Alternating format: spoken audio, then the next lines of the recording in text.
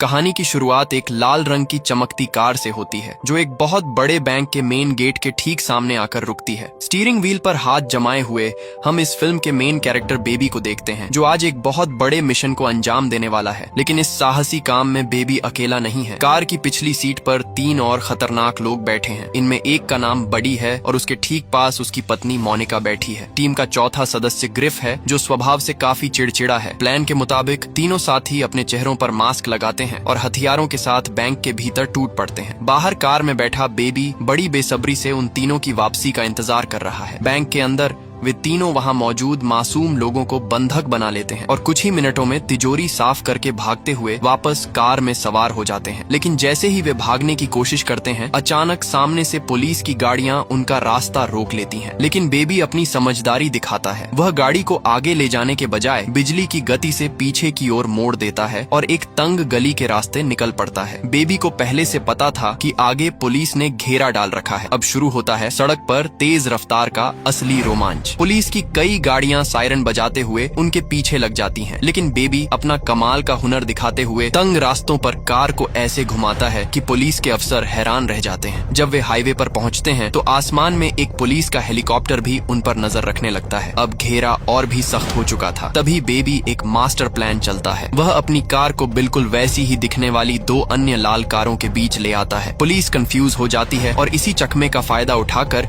Baby अपनी car को एक छुपी हुई पार्किंग में सुरक्षित पहुंचा देता है। वहां पहुंचकर ये चारों अपनी कार बदलते हैं और सीधे अपने बॉस के अड्डे पर चले जाते हैं। असल में ये बॉस ही इस पूरी साजिश का मास्टरमाइंड है जो शहर के अमीर बैंक्स को लूटने का प्लान बनाता है और माहिर लोगों को काम पर रखकर डकैती करवाता है। आज बॉस के चेहरे पर एक बड़ी मुस्कान थी क्योंकि उसके दल ने कामयाबी हासिल कर ली थी और बेबी की बेमिसाल ड्राइविंग की वजह से पुलिस के हाथ कुछ नहीं लगा था। कामयाबी मिलने के बाद बॉस सभी को उनके हिस्से की कैश बांटता है। जब बेबी को उसका हिस्सा दिया जाता है तो यह देखकर ग्रिफ के तन बदन में आग लग जाती है। वह गुस्से में बॉस से सवाल करता है कि आखिर इस चुपचाप बैठने वाले ड्राइवर को बराबर का हिस्सा क्यों मिल रहा है? सारा जोखिम तो हमने उठाया है। इस पर बॉस उसे शांत करते हुए कहता है कि आज तुम सब अगर सलामत हो तो सिर्फ इसी लड़के की वजह से। अगर ये सही समय पर वहाँ से तुम्हें न निकालता तो इस समय तुम सब जेल की सलाखों के पीछे होते। ग्रिफ चाहकर भी बॉस की बात नहीं टाल सकता था, इसलिए वह अपना गुस्सा बेबी पर निकालने लगता है। वह मजाक उड़ाते हुए कहता है कि यह लड़का बड़ा ही अजीब है, न कुछ बोलता है और बस दिन भर कान में संगीत सुनता रहता है। चिढ़ाने के लिए वह बेबी का चश्मा तक छीन लेता है। बेबी को अंदर ही अंदर गुस्सा तो बहुत आता है, लेकिन वह किसी भी तरह के झगड़े से बचना चाहता था। वह शांति से अपनी जेब से दूसरा चश्मा निकाल कर पहन लेता है। जब सब वहाँ से जाने लगते हैं तब हमें एक चौंकाने वाली बात पता चलती है। बेबी का बॉस उससे उसके हिस्से के सारे पैसे वापस ले लेता है। दरअसल बेबी के ऊपर अपने बॉस का बहुत बड़ा कर्ज है जिसे चुकाने के लिए वह हर काम के बाद अपना सारा हिस्सा उसे दे देता है। अंत में बॉस उसे यकीन दिलाता है कि अब तुम्हें मेरे लिए बस एक और बड़ी लूट को अंजाम देना होगा जिसके बाद तुम पूरी तरह आजाद हो जाओगे। इसके बाद बॉस उसे कुछ खर्च के पैसे देकर वहाँ से चला जाता है। इधर बेबी अपने घर वापस आ जाता है। वह सावधानी से अपनी उस छुपी हुई जगह पर पहुँचता है जहाँ उसने पहले से ही पैसों का बड़ा हिस्सा छिपा रखा था और आज की मिली रकम को भी वहीं सुरक्षित कर देता है। यहाँ हमें बेबी की जिंदगी का एक भावुक पहलू पता चलता है। बेबी दुनिया में बिल्कुल अकेला है। जब वह बहुत छोटा था तभी एक भयानक सड़क हादसे में उसके माँ बाप उसे छोड़कर चले गए थे। इसी अकेलेपन के कारण उसने ब्रैंडन नाम के एक शख्स को अपना सहारा बनाया है। ब्रैंडन शारीरिक रूप से अपाहिज है और सुन भी नहीं सकता, लेकिन बेबी उसे अपने पिता के जैसा मानता है और पूरी लगन से उसकी देखभाल करता है। बेबी के पास एक पुराना टेप रिकॉर्डर भी है। उसकी एक अजीब आदत है, वह जहाँ भी जाता है चुपके से लोगों की बातें रिकॉर्ड कर लेता है और घर आकर उन आवाजों को म्यूजिक की धुनों में बदल देता है। आज भी उसने अपने बॉस की आवाज को रिकॉर्ड किया है और उस पर एक नई धुन तैयार कर रहा है। अपने खाली वक्त में बेबी एक छोटे से कैफे में जाता है। यहाँ अक्सर आने का उसका एक खास कारण है। उसे वहाँ काम करने वाली डिब्रा नाम की लड़की बहुत पसंद है। उन दोनों के बीच एक अनकहा रिश्ता है। जब भी बेबी वहाँ पहुँचता है डिब्रा के चेहरे पर एक प्यारी सी मुस्कान आ जाती है। इसी तरह वक्त बीतता रहता है, लेकिन एक सुबह बेबी के पास उसके बॉस का मैसेज आता है जो उसे एक नए और बड़े मिशन के लिए तैयार रहने को कहता है। अगले दिन जब बेबी बॉस के ठिकाने पर पहुँचता है तो उसकी मुलाकात एक नई टीम से होती है। इस टीम में बैट्स नाम का एक जिद्दी आदमी है। उसके साथ जेडी और एक और साथी भी है। मिशन की शुरुआत में ही बैट्स और उसके साथी बेबी के कपड़ों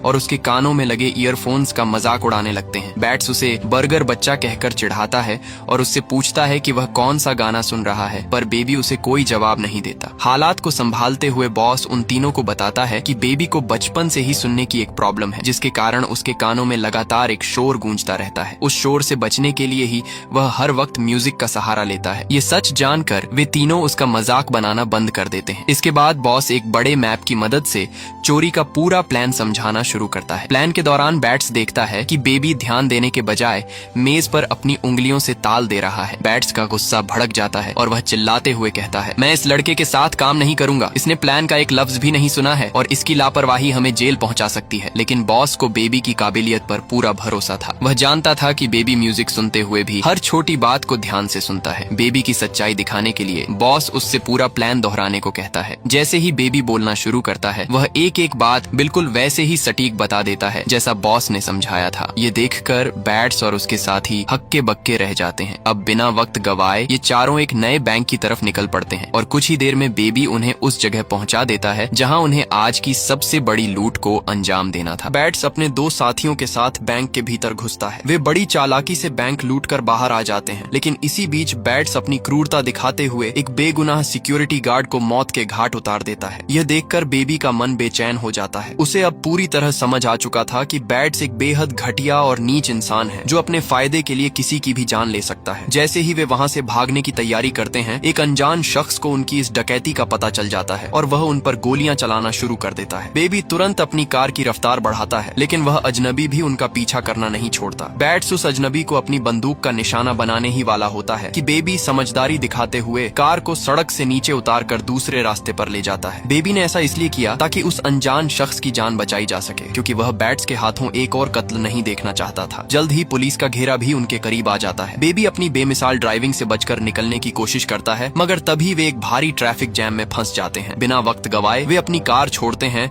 और आगे जाकर एक औरत से दूसरी कार छीनकर वहां से निकल जाते हैं। सुरक्षा के लिए वे दो की जोड़ी में अलग अलग गाड़ियों में सवार होते हैं और आखिरकार अपने बॉस के छुपे ठिकाने पर पहुंचते हैं। वहां पहुंचकर बेबी सभी के लिए कॉफी का इंतजाम करता है। इस मिशन में 4 लोग शामिल थे, इसलिए बेबी 4 कप लेकर आता है, लेकिन वहां पहुंचने पर वह देखता है कि उनका वह चीनी साथी कहीं दिखाई नहीं दे रहा। बेबी के पूछने पर बैट्स बड़ी बेरहमी से जवाब देता है कि उसने रास्ते में अपनी बंदूक गिरा दी थी, जिससे हम सबकी जान खतरे में आ सकती थी, इसलिए मैंने उसे खत्म कर दिया। यह सुनकर बेबी का गुस्सा 7वें आसमान पर पहुंच जाता है, लेकिन चूंकि यह उसका आखिरी मिशन था, वह खुद को शांत रखता है। बॉस सभी के बीच पैसों की बराबर बंटवारा करता है। हर बार की तरह बॉस बेबी का सारा हिस्सा अपने पास रख लेता है और कर्ज पूरा होने की खुशी में उसे बस एक गड्डी देता है। बॉस कहता है, आज से तुम आजाद हो, लेकिन जाने से पहले मेरा एक आखिरी काम कर दो। वह कार की पिछली डिक्की खोलता है जिसमें उसी चीनी साथी की लाश रखी होती है। बॉस का हुक्म मानकर बेबी उस गाड़ी को एक स्क्रैप यार्ड में ले जाता है और वहां उस कार को पूरी तरह नष्ट कर देता है, जिससे उस इंसान का कोई निशान नहीं बचता। अब बेबी पूरी तरह से आजाद था। वह सीधे डीब्रा के पास पहुंचता है और उसे साथ घूमने की बात करता है, जिसे डीब्रा खुशी खुशी मान लेती है। धीरे धीरे दोनों का प्यार और भी गहरा होने लगता है। एक दिन जब डीब्रा उसके काम के बारे में पूछती है तो बेबी बताता है कि उसने गाड़ी चलाने का वह पुराना काम छोड़ दिया है और अब वह नई नौकरी की तलाश में है। जल्द ही बेबी एक डिलीवरी बॉय के रूप में काम करने लगता है। बेबी अपनी इस नई और सादी जिंदगी से बहुत खुश था। वह दिन भर अपना काम करता और शाम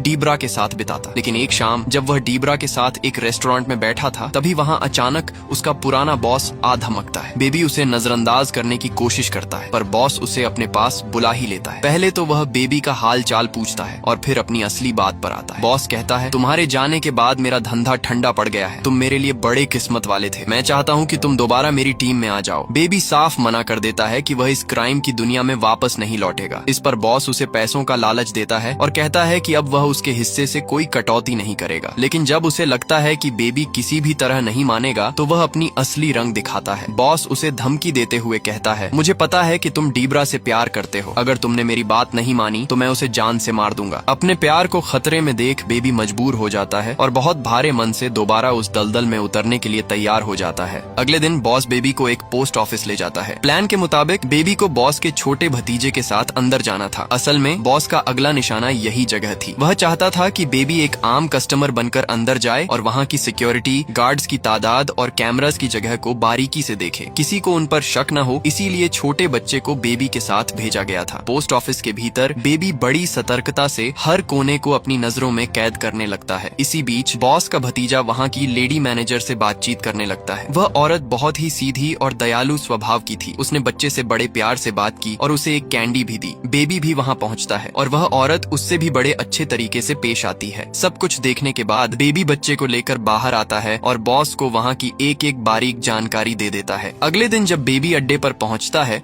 तो वह देखता है कि इस बार बॉस ने पुराने साथियों बैट्स, बडी और मोनिका को दोबारा काम पर बुलाया है। बॉस उन्हें समझाता है कि इस पोस्ट ऑफिस में बेशुमार पैसा है जिसे किसी भी हाल में हासिल करना है, लेकिन वहाँ की सिक्योरिटी बहुत कड़ी है और मालिक ने पैसों की हिफाजत के लिए खास गार्ड्स रखे हैं। इस मुश्किल काम के लिए उन्हें मजबूत वेपन्स की जरूरत थी, जिसके लिए बॉस उन्हें एक छुपे हुए वेपन्स डीलर के पास भेजता है। रास्ते में बैट्स कुछ सामान लेने के लिए एक सुपरमार्केट में रुकता है, जहाँ वह अपनी क्रूरता दिखाते हुए बिना किसी वजह दुकानदार का कत्ल कर देता है। ये देखकर बेबी को बहुत शर्म और गुस्सा आता है। उसे बैट्स की यह हिंसक आदत बिल्कुल भी पसंद नहीं थी। कुछ देर बाद वे वेपन्स डीलर के पास पहुंचते हैं। डीलर उन्हें हथियार दिखा ही रहा होता है कि बैट्स अचानक उसे गोली मार देता है। देखते ही देखते दोनों गुटों के बीच जबरदस्त गोलीबारी शुरू हो जाती है। आखिरकार बडी और मोनिका के साथ मिलकर बैट्स वहां मौजूद सभी लोगों को खत्म कर देता है। बडी और मोनिका गुस्से में बैट्स से इस कत्ल की वजह पूछते हैं, जिस पर बैट्स दलील देता है कि उस डीलर के साथ एक अंडरकवर पुलिस ऑफिसर भी था और अगर वह उन्हें न मारता तो वे सब पकड़े जाते। वहाँ से लौटते वक्त बैट्स की नजर उसी कैफे पर पड़ती है जहाँ डीब्रा काम करती थी। वह बेबी को गाड़ी रोकने का हुक्म देता है। बेबी डर जाता है कि कहीं बैट्स डीब्रा को नुकसान न पहुँचाए, इसलिए वह मना करता है, लेकिन बैट्स उसे मजबूर कर देता है। वे चारों अंदर जाते हैं और डीब्रा उनका ऑर्डर लेने आती है। बेबी की धड़कनें तेज थीं। वह डीब्रा की तरफ एक बार भी नहीं देखता ताकि किसी को उनके रिश्ते की भनक न पड़े। डिब्रा भी बेबी की हालत समझ जाती है और नॉर्मल तरीके से पेश आती है। खाने के बाद जब डिब्रा बिल लेकर आती है तो बैट्स उग्र हो जाता है और उसे डराने के लिए अपनी बंदूक निकालने लगता है। बेबी तुरंत बैट्स का हाथ थाम लेता है और खुद बिल चुका देता है। डिब्रा जब बिल उठाती है तो उसे उस पर बेबी का एक छुपा हुआ मैसेज मिलता है, जिसमें लिखा था, मैं रात 2 बजे आऊंगा, मेरा इंतजार करना। जब वे वापस बॉस के पास पहुंचते हैं तो बॉस उन पर आगाबूला हो जाता है। वह कहता है, तुमने उस डीलर को क्यों मारा? वह पुलिस ऑफिसर मेरा अपना खबरी था। अब पुलिस हरकत में आ चुकी है और तुम सबको ढूंढ रही है। हालात की गंभीरता देखते हुए बॉस डकैती का प्लान कैंसिल करने का फैसला लेता है, क्योंकि वह खुद जेल नहीं जाना चाहता था। लेकिन बैट्स आड़ जाता है कि चाहे जो हो जाए वह यह लूट जरूर करेगा। बडी और मोनिका भी उसका साथ देते हैं। आखिर में बॉस बेबी से उसकी राय पूछता है। बेबी कुछ पल सोचता है और फिर हाँ कर देता है। उसके दिमाग में बस एक ही ख्याल था, यह आखिरी डकैती होगी, जिसके बाद वह डीब्रा को लेकर इस देश से बहुत दूर चला जाएगा। बॉस उन्हें आखिरी चेतावनी देता है कि इस रास्ते में जान का खतरा है, पर वे चारों अपने फैसले पर अड़े थे। जैसे ही रात का सन्नाटा गहराता है और सब सो जाते हैं, बेबी इस मौके का फायदा उठाकर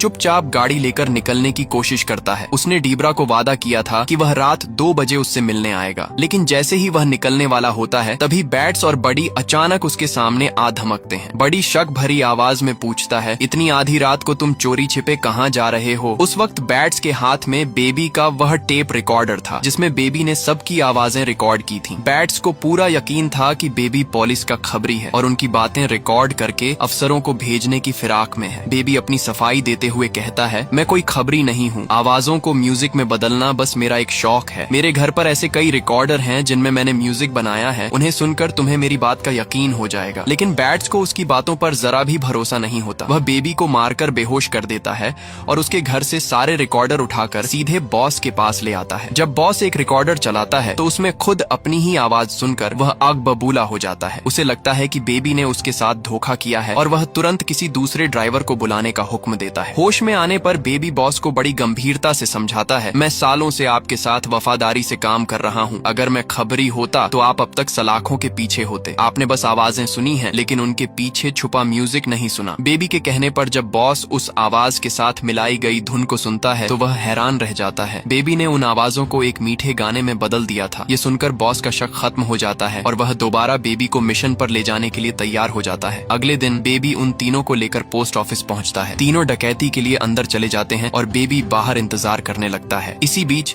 बेबी की नजर उसी दयालु लेडी मैनेजर पर पड़ती है जिसने पोस्ट ऑफिस में उससे बहुत अच्छे तरीके से बात की थी। बेबी नहीं चाहता था कि उस भली औरत को कोई नुकसान हो, इसलिए वह इशारों में उसे अंदर जाने से मना कर देता है। वह औरत हालात समझ जाती है और वहाँ से हटकर तुरंत एक पुलिस ऑफिसर को खबर कर देती है। जैसे ही बडी, मोनिका और बैट्स पैसे लेकर बाहर आते हैं, सामने पुलिस ऑफिसर को देखकर बैट्स बिना सोचे समझे उसे गोली मार देता है। वे तीनों भागकर कार में बैठते हैं और बेबी को पूरी रफ्तार से गाड़ी चलाने को कहते हैं। लेकिन आज बेबी ने कुछ और ही ठान लिया था। बैट्स जैसे क्रूर और नीच इंसान को सबक सिखाने का वक्त आ चुका था। बैट्स जब चिल्लाते हुए बेबी को हुक्म देता है तो बेबी उसकी बातों को अनसुना कर देता है। गुस्से में आकर बैट्स अपनी बंदूक की मुठ से बेबी के चेहरे पर जोरदार वार करता है। इस चोट के बाद बेबी अपना आपा खो देता है। वह अचानक गाड़ी की रफ्तार को हद से ज्यादा बढ़ा देता है और सीधे सामने खड़े एक ऐसे ट्रक से टकरा देता है जिसमें लोहे की नुकीली रॉड्स लदी हुई थी। टक्कर इतनी जबरदस्त थी कि वे नुकीली रॉड्स ट्रक से निकलकर सीधे बैट्स के जिस्म के आर पार हो जाती हैं, जिससे उसकी फौरन मौत हो जाती है। दरअसल बेबी की यही छुपी हुई योजना थी कि वह इस मिशन के बहाने इन सभी मुजरिमों का काम तमाम कर देगा। वह जानता था कि जब तक ये मुजरिम जिंदा हैं, वह डीब्रा के साथ कभी भी चैन की और खुशहाल जिंदगी नहीं बिता पाएगा। पोस्ट ऑफिस के बाहर अचानक पुलिस का घेरा सख्त हो जाता है। पुलिस को देखते ही बेबी, बडी और मोनिका वहाँ से भागने की कोशिश करते हैं। बडी और मोनिका पुलिस पर अंधाधुंध गोलियां बरसाते हैं और एक गाड़ी छीनकर भागने लगते हैं, लेकिन जैसे ही वे निकलने वाले होते हैं, बेबी पीछे से अपनी कार उनकी गाड़ी में जोर से मार देता है। बेबी का मकसद साफ था, वह चाहता था कि ये दोनों भाग न सकें और कानून के शिकंजे में आ जाएं। इस अफरा तफरी के बीच पुलिस की एक गोली मोनिका को लग जाती है और वहीं उसकी मौत हो जाती है। अपनी पत्नी को खोने के बाद बडी का गुस्सा हद से ज्यादा बढ़ जाता है। वह चिल्लाते हुए बेबी से कहता है, तुम्हारी वजह से मेरी मोनिका गई है, अब मैं तुम्हें जीवित नहीं छोड़ूंगा। वह बेबी पर गोलियां चलाने लगता है, लेकिन बेबी किसी तरह खुद को बचाते हुए वहाँ से निकलने में कामयाब होता है। वह एक बुजुर्ग औरत से माफी मांगते हुए उसकी गाड़ी लेता है और सीधे अपने घर पहुँचता है। वहाँ से वह सारा जमा किया हुआ पैसा उठाता है और ब्रैंडन को सौंपकर उसे एक सेफ ओल्ड एज होम के बाहर छोड़ देता है। अब वह डीब्रा को लेने उसके कैफे पहुँचता है, पर वहाँ पहले से ही बडी उसका इंतजार कर रहा था। बडी डीब्रा को मारकर अपनी पत्नी की मौत का बदला लेना चाहता था। बेबी बडी को अपनी बातों के जाल में उलझाता है और मौका मिलते ही उसे गोली मारकर घायल कर देता है। इसके बाद बेबी और डीब्रा दो लड़कों से गाड़ी लेकर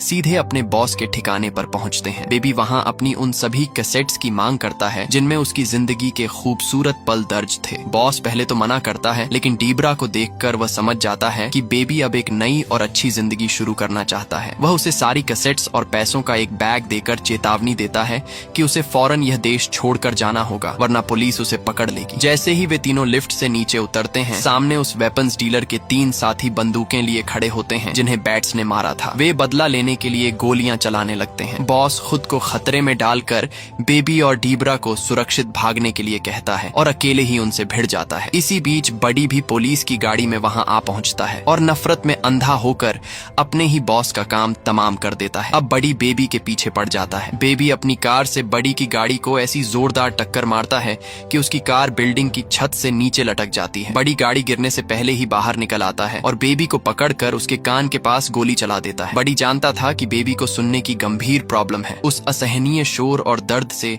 बेबी बेहाल होकर नीचे गिर जाता है। जैसे ही बडी उसे मारने के लिए हाथ उठाता है, डीब्रा पीछे से एक भारी रॉड से उस पर वार कर देती है। बडी का बैलेंस बिगड़ता है और वह बिल्डिंग से नीचे गिरकर मर जाता है। इस लड़ाई में बेबी बुरी तरह लहूलुहान और बेहोश हो जाता है। डीब्रा उसे लेकर वहां से निकल पड़ती है। जब सुबह बेबी को होश आता है तो डीब्रा देखती है कि सामने कई पुलिस ऑफिसर्स खड़े हैं। वह वहां से भागने की सोचती है, लेकिन बेबी उसे रोक देता है। वह कहता है, अब भागने का नहीं बल्कि अपने किए का हिसाब देने का वक्त है। बेबी खुद को पुलिस के हवाले कर देता है। कोर्ट में ब्रैंडन, डीब्रा और वह पोस्ट ऑफिस की लेडी मैनेजर बेबी के हक में गवाही देते हैं। वे बताते हैं कि कैसे बेबी ने उनकी मदद की और जान बचाई। उनकी बातें सुनकर जज बेबी को 5 साल की जेल की सजा सुनाते हैं। 5 साल बाद हम बेबी को जेल की सलाखों से बाहर आते देखते हैं। सामने डीब्रा उसका इंतजार कर रही होती है। दोनों एक दूसरे को गले लगाते हैं और इसी खूबसूरत अंत के साथ ये कहानी पूरी होती है। तो ये थी आज की हमारी पूरी कहानी। उम्मीद है पसंद आई होगी। ऐसी ही और मजेदार वीडियोस देखने के लिए ज़ोरिक्स मूवीज को सब्सक्राइब जरूर कर लेना और स्क्रीन पर जो वीडियो दिख रही है वो भी काफी मजेदार है। क्लिक करो